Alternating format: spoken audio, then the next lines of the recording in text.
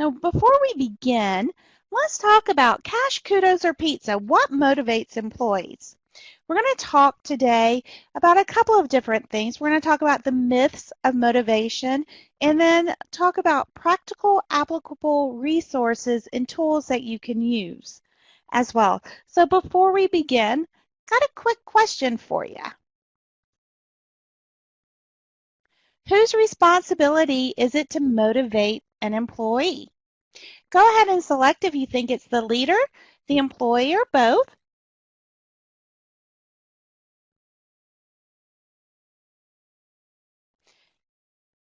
And then why you feel that way. So I've got a couple of people coming in. Wonderful. They feel it's the leader's responsibility. Both is overwhelming. About 85% of you say that it is the everyone's responsibility, the employee, the leader. While you're typing in, great, I see some of our attendees are typing in. Want to let you know that this is going to be interactive. Please feel free to go ahead and chime in. Lisa, I love your answer. Self-motivation is simply a survival tactic. You have to be motivated, and I agree with that completely. But we want to take motivation more than just survival so that it's an opportunity to thrive and feel comfortable. Christy, I love that. You can lead a horse to water, but you can't make them to drink. How many of you, as people are typing, go ahead and raise your hand if you agree or if you've ever had this where you've had a motivational recognition tactic that you thought was going to be absolutely successful. You were so excited to implement it, and it completely failed in the employee's eyes. Thank you. I see hands being raised. And it ties right into what Christy said is you can lead a horse to water, but you can't make them to drink. Raylyn, I love that. The employer can only match the efforts of the employee. They can't make it up. Um, and Megan, you're absolutely right. The leader should not take full responsibility. We're going to talk about that a little bit today, and I'm going to start off with a quote by Dwight Eisenhower. And in his quote, he says that motivation is the art of getting people to do what you want them to do because they want to do it. And it ties right into that you have to have external motivation, which is what the leader gives, and internal motivation, which is what the employee brings as well. If you don't have both of those, then the problem is that where the statement you can't lead a horse to water, you're going to have an employer who's striving, who's trying to motivate and is unable to. Are you going to have an employee who has that internal motivation? But let's face it, your tank runs empty at times. So if you don't have that external motivation, whether it's cash, whether it's kudos in the form of recognition or pizza, um, your tank runs dry. So you need to work together in regards to that. But you get lost, you get confused, you're wondering, okay, when do I do this? How do I motivate them? Going back to thinking about that example where you had this recognition program that you thought was going to be amazing and it absolutely bombed in your employees' eyes. As a leader, how did it make you feel? Were you lost? Were you confused? Maybe unsure of where am I going with this? Now, how do I motivate them? Maybe some of your people loved the recognition and the incentive and the motivation, and some of them didn't respond the way you expected them to. We're going to talk about that today. We're going to talk about the myths and the motivation, what are commonly accepted about motivation that may or may not be true. And then at the end, as I said, we're going to share some tools to talk about that. So diving right into it, myth number one, motivation, recognition, and rewards aren't necessary because people are happy they have a job. Let's think about that. And unfortunately, some managers have this thought process. You're here, you get a paycheck, I don't need to do anything for you. It's not my job to motivate you. However, think about that. You want someone to be engaged. Dwight Eisenhower said, it's convincing people to do what you want them to do it because they want to do it. Motivation, recognition, and rewards is going to help guide your team, your employees, or upper management and lower management, because recognition goes both ways, to have them work together as a team to complete that common goal of your company or your team, to work together to actually meet. And it's because that internal motivation is engaged. So let's talk about employee engagement a little bit. What is it? Why is it important? Why is motivation important? Well, a Gallup survey recently published that only about 30% of your employees in any workforce are actively engaged in their company. The remaining 70% is either disengaged or actively disengaged. For me, that was a staggering definition. 70% of the people that I coach, 70% of the people that I work with are disengaged. And unfortunately, none of us are tattooed or walking around with a sign that says, I'm engaged, I'm disengaged, I'm actively disengaged.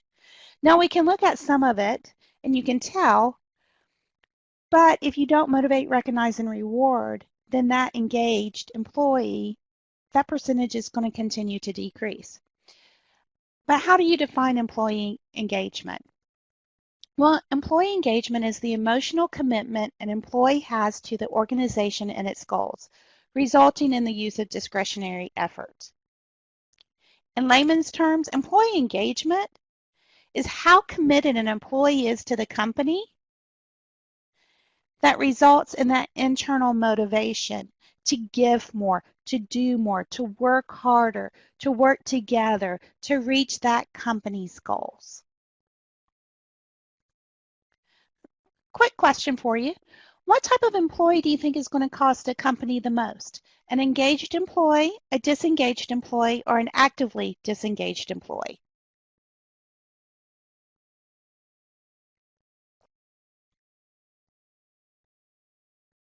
Okay. Overwhelmingly, I hear actively disengaged. And you would think that, right? Your actively disengaged employee is looking to get out as quickly as possible. They're unhappy. Think about someone that you've worked with either now or in the past that no matter what, you couldn't make them happy. They were always negative, and you could tell that they were looking for a job. You would think that that's the prime definition of an actively disengaged employee, and they're going to cost us the most money for a company. But Mary, you're absolutely correct. An actively disengaged employee will either quit or be fired, because at that point, they don't care about the company. There's no internal motivation. External motivation is not going to do anything for them, and they're actively looking. Disengaged. Mary, if I didn't know better, I would say that you were looking at my presentation, because you're absolutely correct. Disengaged stays around and sucks your funds, as she put it. Your disengaged employee is what I like to call the paycheck player. They come in, they do the minimum that they need to do, and then they're out of there. And they may or may not complain. So to outward appearances, if there's not communication and then not motivation and recognition being involved, you may think they're a steady employee. They come in, but they're not. Are they giving you 100% every moment that they're there? Are they willing to go the extra mile? The price of a disengaged employee costs the U.S. between $450 and $550 billion each year in lost productivity. They're your Facebook surfers, your internet surfers, the people who know exactly what they can look at. Oh, I'm going to spend a few minutes checking my Facebook. Oh, let me check my personal email. Let me walk around doing a lot of talking. I'm going to look busy, but I'm not really going to engage in the process. They can negatively influence your coworkers. So once again, they're staying around and they're not only deplenishing the funds because of the salary, but they're deplenishing your positive environment. They're going to grumble. And also, they reduce customer satisfaction surveys. If your disengaged employees are not bought into the company's vision and the goal, and they're not motivated in any way internally to reach that goal, then that attitude may be more of a, I do what I have to do, but I don't really care. If you're not happy, all right, that's fine with me. Someone else will come along. I still get paid. So you have to really work at engaging your disengaged employees and also recognizing them. Because if you don't, there's going to be a problem with motivation. So let's talk about that for just a moment. Do you think you can truly motivate a disengaged employee? Go ahead and select your answers for these three questions. Got about a 50-50 split. True or false? An employee can change from engaged to disengaged. And then the last question I want you to think about is that managers shouldn't waste time and resources on disengaged employees. True or false? So as the answers are coming in, let's talk about that first one. I've got almost a 50-50 split about you can't motivate a disengaged employee. And at times that may be true. But once again, it's understanding, one, what's disengaged that employee. Are they disengaged completely? Is it a season in time? Maybe there's something going on that they don't agree with the goals. Maybe they don't feel comfortable with the direction the company is. Maybe there's outside influences that have caused them to disengage. You want to talk with them, and you don't want to make sure that you write them off, so to speak. Because whereas an employee can change from engaged to disengaged very easily, you can also move them from disengaged to engaged. Now, if someone is actively disengaged, their time with your company is pretty short-lived because it's more difficult to turn around someone who's actively disengaged than someone who's disengaged. But you can absolutely change them from disengaged to engaged. Maybe it's because of the way that they're being motivated, doesn't speak their language. Maybe it's the wrong team environment. Maybe they're the right person in the wrong seat on the bus. So don't, for the third question where it says managers shouldn't waste time and resources on disengaged employees, it's absolutely false. Don't write anyone off. And what I mean by that is that even though they may be difficult for you to connect to, use your tools, use your resources. Maybe you have to adapt your leadership style to engage those employees. And keep in mind that they have to want to be engaged as well.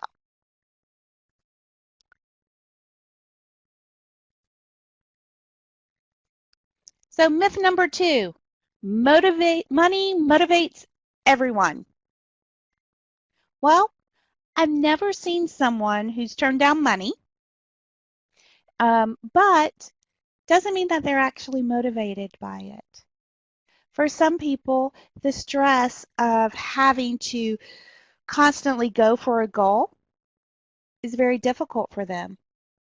Or if you're in a team environment and all of a sudden you make a personal goal, they may not want to reach to go for that money because they don't want to hurt someone else on their team. So really digging deep into the personalities and the behaviors that your employees have is going to help be key. Has anyone done a financial incentive and not given away any money or given away much less money than you thought you would? By a show of hands, let me know. So I've had a few people. For those who are answering, go ahead under the questions in the chat box. Type what you thought, how you felt when you're thinking, here's money, I'm giving away free money, and no one seemed to take it. And this is key to understand, is that money motivates everyone to the point that they have to have money to pay their bills and to live. But it does not mean that money is going to motivate them to go above and beyond. That's going to really kick in that internal motivation to reach that goal. And I have a few people who are typing, and as you're typing, I want you to think about your team. And it's funny, I feel they did not try as hard as they could have. Jake, I love your I'm greedy for money, why aren't they? Why not try a little harder? For me, I like money. For most of our salespeople, so if you're in sales, money is a motivator. Like, give me the sky's the limit. I like that personal challenge. I want to go for it. But if you have someone who's more cautious, who's more risk averse, money may not motivate them. It's nice, and I may make an effort, but if I don't get it, I'm okay with it. Christy, I love that. As a group incentive, the engaged carry the weight. The disengaged and actively disengaged actually weigh down those self-motivated wanting money. True, but look at how you're talking about that group incentive.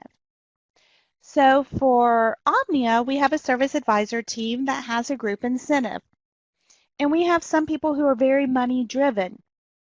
However, for my others that are not so money driven, one of the best things that we could do to help them reach that group incentive was A, make it a team because they didn't want to let down their team. And also by simply making it voluntary, it relieved stress off of them because they didn't feel pressured of, I have to make more money. As a person who's very self-motivated and who's very self-directing, didn't quite get why that motivated them, but it did. And so as their leader, I allowed that motivation to stay there. So let's talk about what every employee wants. Some more motivated by money, but once again, as a whole, think about that. Every employee wants respect, significance, and trust. And they want to make sure that their cultural and values align with the company. Have that strong communication back and forth, and then some sort of reward system. And the reward system has to meet what's going to make them happy. And I believe that someone put in there when we were asking the question, what motivates you? I like the respect, but show me the money. Don't need the recognition. Knowing that about your team is key. But once again, every employee wants first and foremost respect. They want to know that they are make a significant contribution to the company and that their managers trust them. Once that's there, then it becomes very easy to help motivate them. So myth number 3 that we're going to talk about, the more public the recognition, the better. So by a show of hands, how many of you feel uncomfortable in front of a large crowd? Oh, and I see the hands popping up. So for those of you who feel uncomfortable in front of a large crowd, how many of you would just love being brought up in front of the entire company for a quarterly meeting and be recognized for your contributions to the company? Got a couple. For me, I would love it. Bring me on top of the stage. Give me the public praise. I want the parade through the company. However, that motivates me. For some people, for those of you who said, I am uncomfortable in front of a large crowd, they would be my second picture. I don't want to talk about it. I don't want to be in front of anybody. If you want to recognize me, that's wonderful. Slide it underneath the door for me. And this is key to understand if you're giving out kudos and recognition. Remember, you've got to tailor your motivation to the people that you're working with. Previous company that I worked for created this new recognition program, and it was terrific. At significant milestones starting at 5 years, you could receive either shares in the company or receive gifts. And the gifts were anything from diamond rings to luggage to digital cameras, depending on the number of years that you had been with the company. But what I found was very interesting, and at the time I didn't really understand why they did it, But at the end of your selection, the employee was able to select, how do I want to be motivated? How do I want to be presented my gift? Privately, one-on-one with my supervisor, or in front of the team? Now that I work with Omnia and I understand the different behaviorals and what motivates people and doesn't motivate people, I get that now. For some of us, you want to be motivated in front of the team. You want to be recognized. For other people, that simple email, Carrie, wonderful job with assisting on the webinar. Thank you for the technical support. It's going to take care of that for them. They don't want that public recognition. They don't need you coming over the PA going, hey, Terry, you made a sale. Great job. For you, you may eat that up. For other people, it may not. So myth number 4, let's talk about this. I don't have the time or resources to recognize my employees or team. Unfortunately, I hear this quite a bit from clients that I'm working with.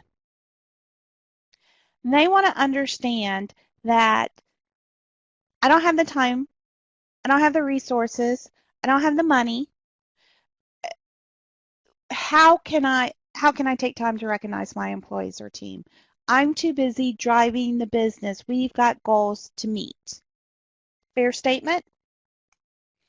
Well, you would think, okay, I don't have time. I don't have the resources. We're a small company.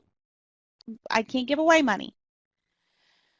But consider this fact. In an article by Michaela Brown, she stated that recognition is proven as among the best method of improving work motivation and employee engagement.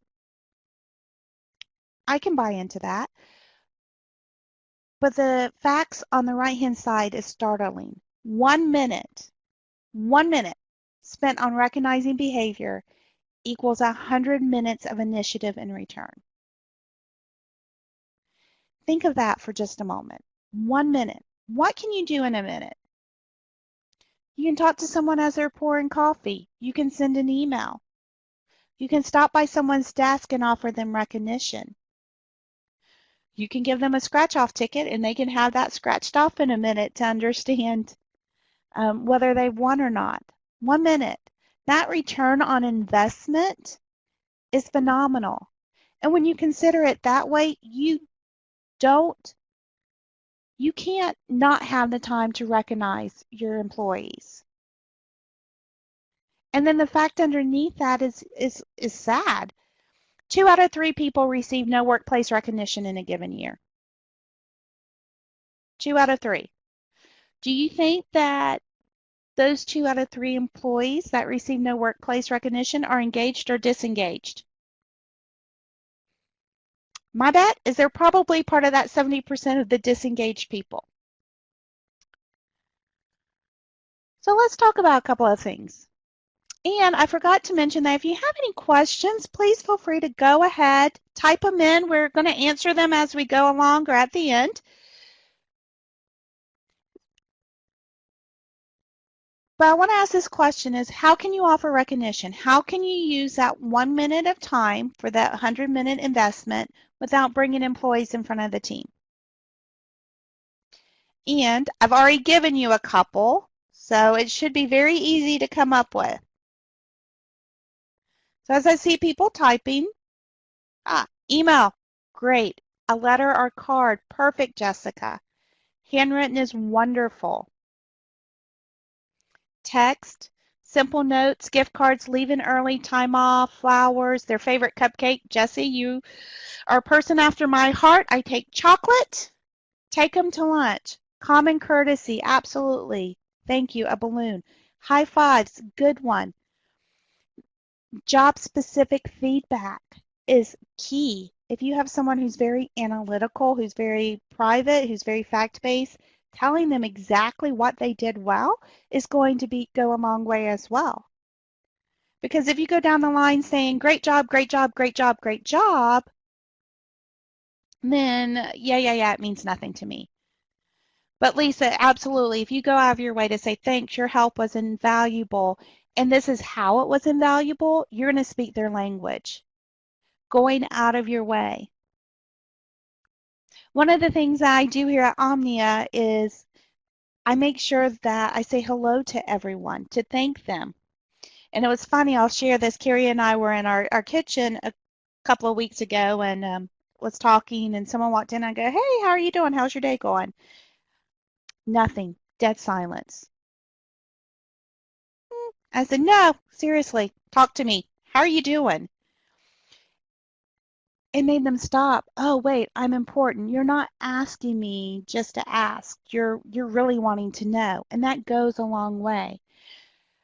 I love the one-on-one sessions, but I also like including the team on the email so they're all aware of the kudos. Perfect solution. They don't have to stand in front of people, but the entire team is thinking about it.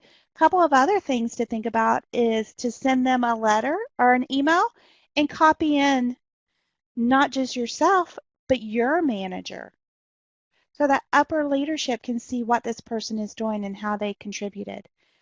And don't forget that you can also pick up the phone and just say, "Hey, you're a remote employee, but I want to let you know that you did this and I appreciate that." Very key. Ah, Lisa, great point. Team emails are still public to me and I don't personally respond to any public recognition. Great. Well, think of the time that it's appropriate and when it's not appropriate.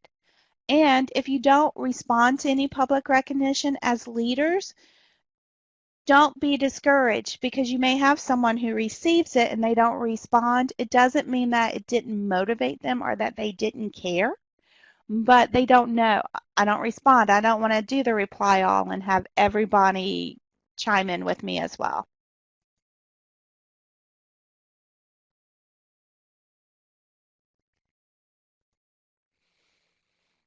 Keep in mind that you don't have to do it all either.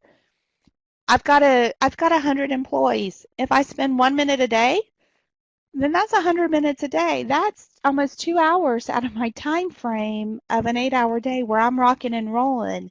Keep in mind, you don't have to do it all. You can do manager to employee, where it's you giving the recognition or the motivation. It can be peer to peer. One of the things that we started here at Omnia that we tried was a Kudos program, and it's a great program. Carrie can, if anyone's interested, let us know at the end. We'll share some information with that. But with Kudos, she's one step ahead of me, kudos.com. You were able to sign in and send kudos to different people. It was a public forum that was private, and that it was one-to-one. It wasn't, people could go in and take a look at it. You would receive an email that said, "Hey, you received a kudos from Kim." But it involved the employees. It was peer to peer. Also, when we talk about involve the employees, ask them, what's going to motivate you? How does it work? Keep in mind that, you've got this great think tank with your employees or with your team, and I know it depends on the size of your company. If you've got 1,000 employees, you can't ask for all of their opinions, but you could send out an employee survey to get an idea and then put together a team. Make sure that you're reviewing current recognition programs. Are they successful? Are they not successful? Going back to kudos.com, great program, highly recommend it. However, what we found in our company was that we had the same people being recognized by the same people. And we weren't getting that team and that employee recognition that we wanted. So we decided to steer away from Kudos. Not that it was a bad program, but it didn't fit the needs of what we were looking for. And that's where it comes into debriefing after the recognition. Do you really want to use it? Do we need to um, tweak it, or does it not work? Okay, so myth number 5, employees don't care about the company. Well, it's the poll that I showed you earlier from Gallup, which says 70% are disengaged, would tend to lead to supporting that myth, correct? Maybe, maybe not. It's not that employees don't care about the company, but they want to make sure that their culture and their value align with it. And that's key. If your engaged employees want to be a part of something big, they want to feel that they are a part of the team. Relay, communicate, talk about the goals. Share the good, the bad, and the ugly. Don't assume as leaders that your employees don't care that the company is having some difficulties. And I understand you can't always share everything. But one of the examples I want to share is at a previous company I worked for. It was a local community bank. They had an employee appreciation week. And every year it was bigger and better. Spent at least anywhere between $10,000 to $50,000 a year on this employees, and we received all sorts of gifts from George Foreman's to $50 gift cards. Every day was a different theme. We got to dress up. Food was brought in. It was absolutely amazing. The employees were fed. They got cash in the forms of gift cards. They got recognition because upper management would travel from location to location saying thank you, dropping off gifts. And there was, as I said, food, so that involved the pizza. But then there were some difficulties with the economy, and we still had Employee Appreciation Week, but there were some changes, not just because of the economy, but also because new IRS tax rules got put in place that said you could only give X dollars to employees or they would have to be taxed on it. So the gifts came down a little bit. It now had to be branded because if it was branded with the company's name, it wasn't taxable. So the next year, everything was branded with the company's name. There was some grumblings among the employees because they didn't realize that. It wasn't communicated. The bad, so to speak, wasn't communicated that there's new IRS laws involved. We don't want to have to tax you on something that we're giving you as an appreciation for your hard work. So we've changed the structure. Fast forward a couple of years, and then the financial institution was acquired by a larger one. And we're thinking, great, they do Employee Appreciation Week. The managers, we're all excited about it until we find out that for Employee Appreciation Week, you get $5 per employee per day. That's it. It's for food, it's for decorations, and it's any type of gifts that you want to do.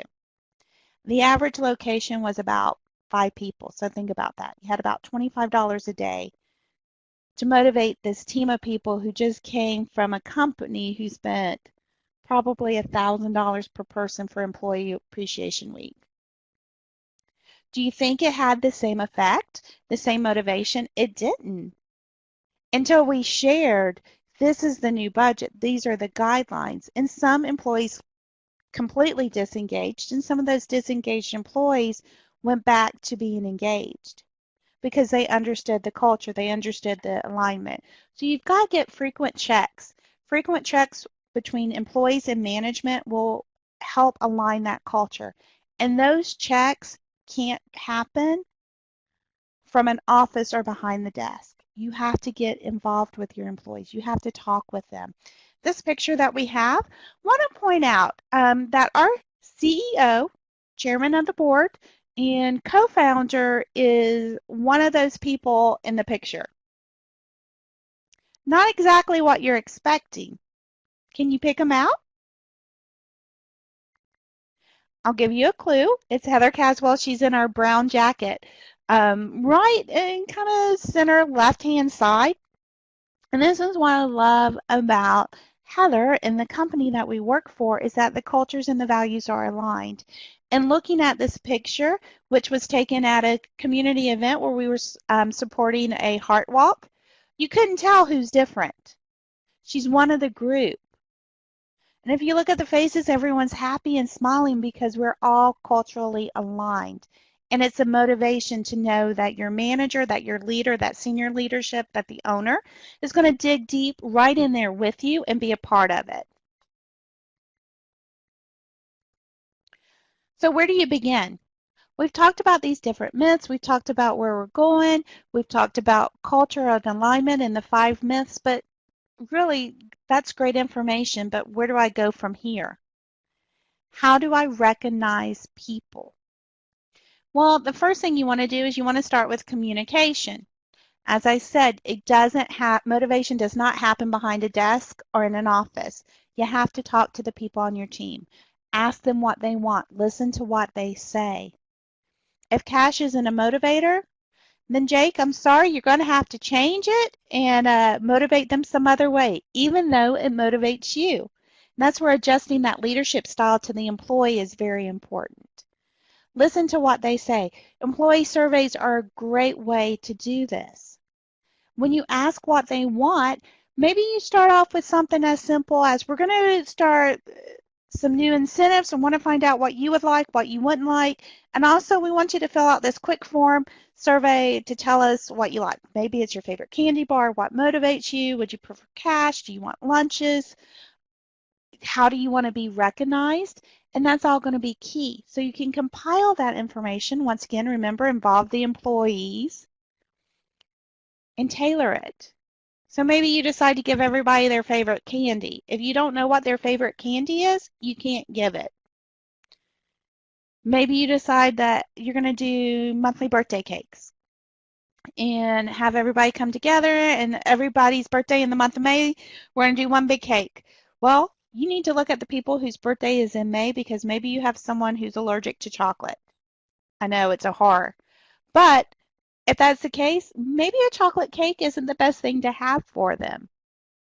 And once again, be willing to adjust your leadership style to what the employee wants, even if you don't understand it, and even if it's more difficult for you.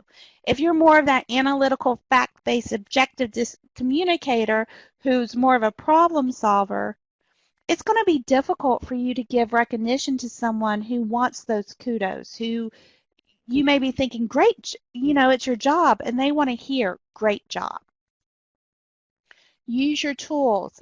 Key. So some of your tools are behavioral assessments. If you're using a behavioral assessment such as Omnia, for selection, it's going to give you a lot of information. We're going to be able to tell you what someone's communication style is, how they want to be motivated individually or with a team. Is it something that they need a quick goal or something slower? Employee engagement surveys. New employee check-ins are huge. You've got fresh eyes. Use them. Ask those questions. Create employee recognition teams. Remember, you don't have to do it all. Have your employees do it and have that rotate. Constant, consistent review of recognition programs, debriefing is key, and then once again, that leadership self-awareness. That self-awareness is, how do I want to be motivated, and how am I going to motivate someone else? And also, how can I adjust for that? For me, I am a key person. As I said, I like that public recognition. We have some people who don't. So we use birthday boards. It's a bulletin board with a person's picture on it. People can write happy birthday, well wishes. It's very private. And that's part of thinking outside the box. Keep in mind that recognition doesn't have to be expensive. And here's some of our kudos for our team that you may recognize. Plan team outings and make sure that they know that it's optional. It's really not a motivational technique. If you say it's mandatory, everyone has to be there. Pick certain days. In the upper right-hand corner is our Cinco de Mayo picture, where we were able to wear jeans for the day and decorate your favorite sombrero. Maybe you bring in the ice cream truck for a quick pick-me-up in the afternoon.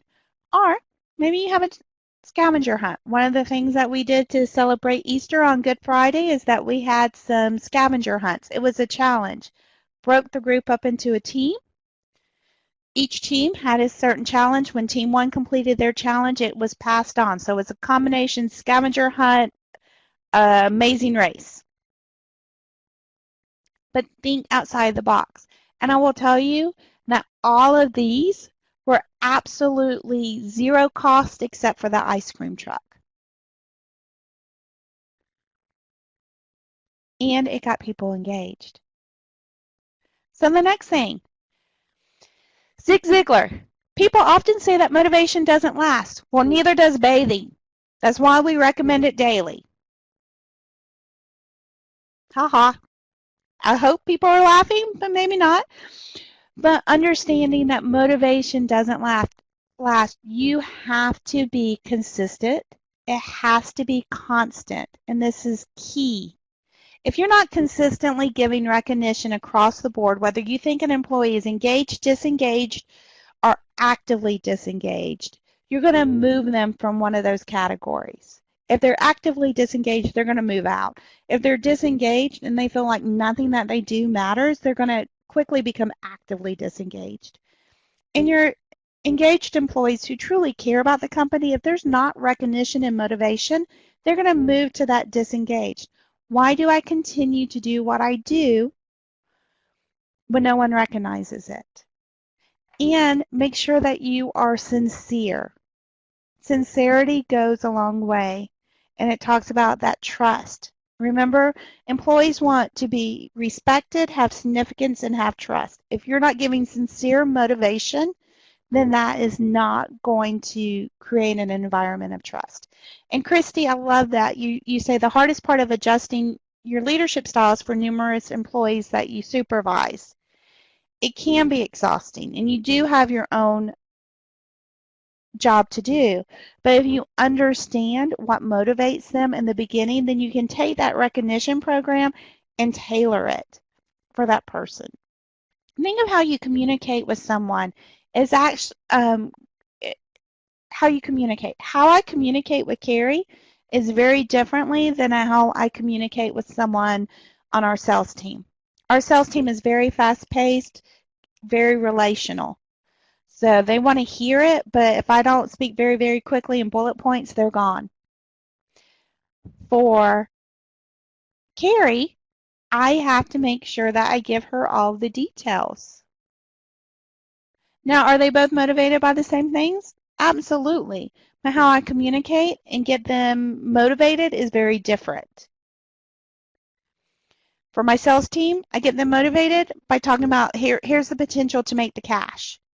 For Carrie, yes, they both like money, but she's also motivated by how can we make the team better? What can I do to support the team? And what's the recognition? Throwing her a piece of pizza every now and then works well too. So here's what I don't want you to do. I don't want you to use the same recognition techniques for everyone. You can use the same program, but you can't use the same techniques. Don't allow the unexpected to become the norm. And what I mean by that is what you think is a great motivational tool. And you're thinking, jeans on Friday, relaxed dress codes. That's become something you do every Friday. So even though you send out an email that says, hey, thanks for a great job, everyone can wear jeans on Friday. Second Monday, hey, everyone did really great last week, we're going to wear jeans on Friday.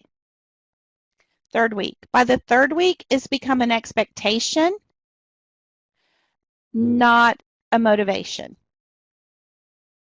And soon you'll find people that even though you didn't send out the email that said, hey, you can wear jeans on Friday, they're going to show up in jeans because that's become the norm. Don't assume what employees know or want. Once again, remember, consistent, constant, sincere communication is very funny. It is needed because people change. What motivates them today may not motivate them as strongly as it did yesterday.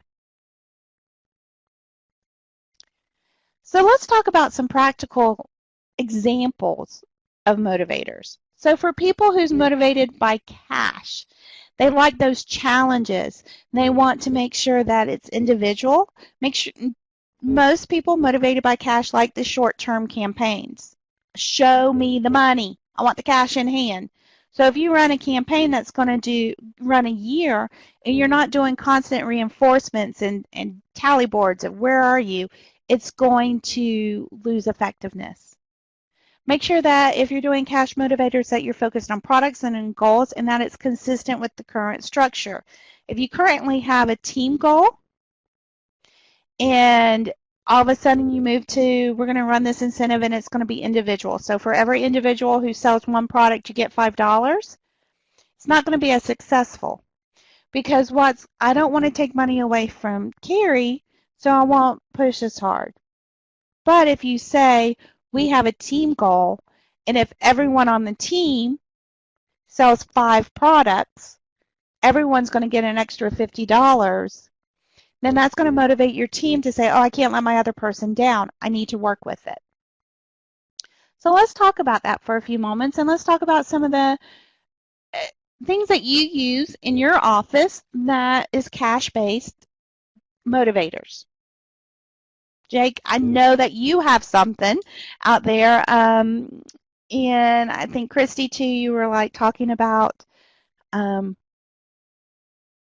cash as well. So, what have you used, whether you're motivating someone or you're talking to someone that is a cash motivator? And I apologize, I drew a blank on a name, so Carrie said diapers is Jake's motivation.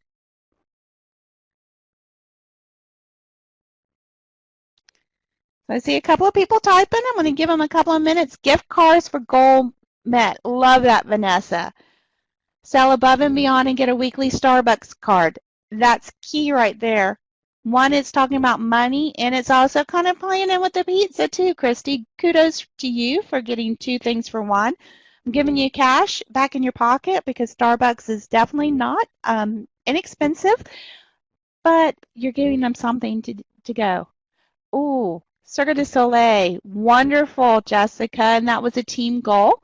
Kathleen had a team goal where everyone met the goal. They received $25 cash. Perfect. That's terrific. These are great, great ideas. Additional 5% in the paycheck if team sales exceed combined sales goals. Terrific. Here's something else to think about is that if you have an upcoming initiative or new product or change, maybe you tie in a special cash, short-term cash campaign for that. Nellie, I love that. They get to spin a wheel that has money, gift cards, and flex time. Perfect. Love that. So then adds in that competitive spirit. Got a couple more people typing, and then we're going to dash over to, while they're finishing that up, we'll come back to this. About cash, let's talk about kudos. What are some of the kudos that people can recognize? So send handwritten notes. We talked about that. Reward effort as well as success. This is key. We tend to focus the motivation on the success and the end product. But if you see someone showing effort and they're showing improvement, recognize that, reward that. Give them a Hall of Fame. Maybe you put someone's picture on there or where peers can tack notes where people have helped them. Letters to the family, key. Especially if someone's been working a long number of hours, sending something to the family. Thank you for allowing them, for understanding that Joe is having to work so many hours. Shout outs. Don't forget social media, Facebook, Twitter. All of those would be key. Team meetings, if someone enjoys it. Employee of the week, month, quarter, and why. And then birthday and anniversary celebrations. As I said, we have a birthday board and an anniversary board where we have everybody, when it comes to their anniversary and birthday, people on our team can write them notes. It feeds into those who like that public recognition. And for those who are more private, they can look at those notes a little bit later. Switching back over to those ideas. So what have you done in your office, in your team, that Kudos works for you?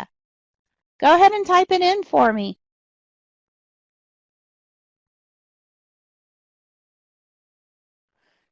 See, Jake's typing. Great.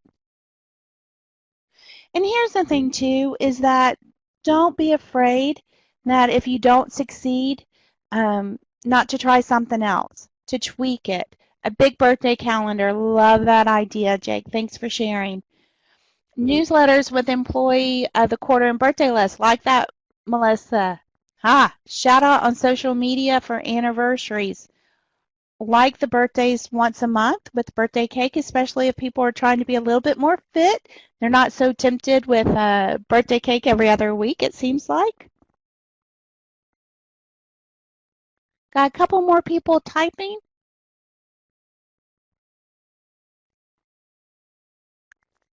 Love the ideas. Love the fact that you're making it personal with birthdays and anniversaries. Key. Don't forget, as I said, reward successes and efforts as well.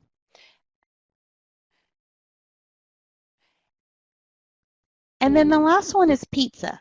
So what are some examples of pizza? As I said, include the family. Maybe you do a quarterly get-together where the family's involved.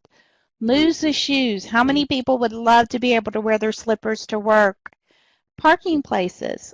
Do you have an employee of the month parking space? Or do you have a leader who has an assigned parking space that maybe the CEO says, you know, Carrie, you've done a great job. You get my parking space for the next week. Free passes, relaxed dress code. So if you do have a dress code and you can change to jeans or to flip-flops, perfect. Lunch with the boss. Help them connect to other people. And what we mean by helping them connect, maybe you have someone who expressed an interest of learning more about IT. Set them up with an in-house expert so that they can grow. Make sure it's personalized. Food is always good, but make sure that if you're doing food, it's not just the junk food. You want to make sure that it is appropriate, that maybe it's fruit bagels for breakfast one day. What else do you have? Go ahead and mark on here what you think. If you have for pizza, if you have anything that's worked in your office, love to hear it.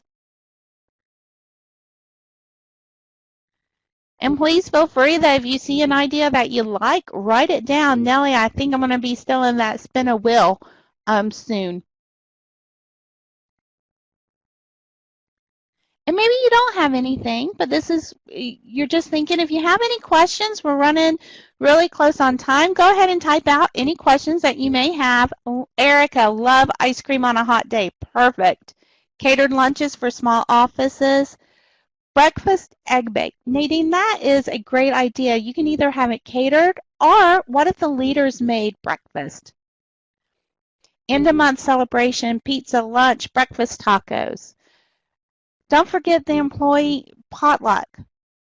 Maybe your company provides the meat and the employee brings in the food. Different sides. Yes, Kelly, I think that potlucks can show off the talents. Love to experience what other people can make, and then also still recipes.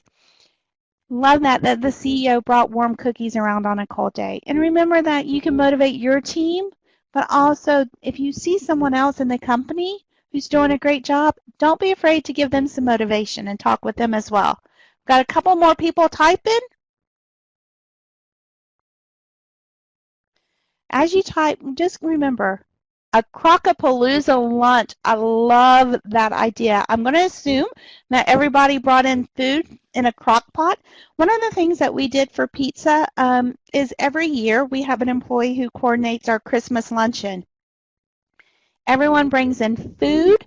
We eat, but instead of exchanging gifts, because let's face it, as adults, we all kind of have a little bit of everything. What else can I get?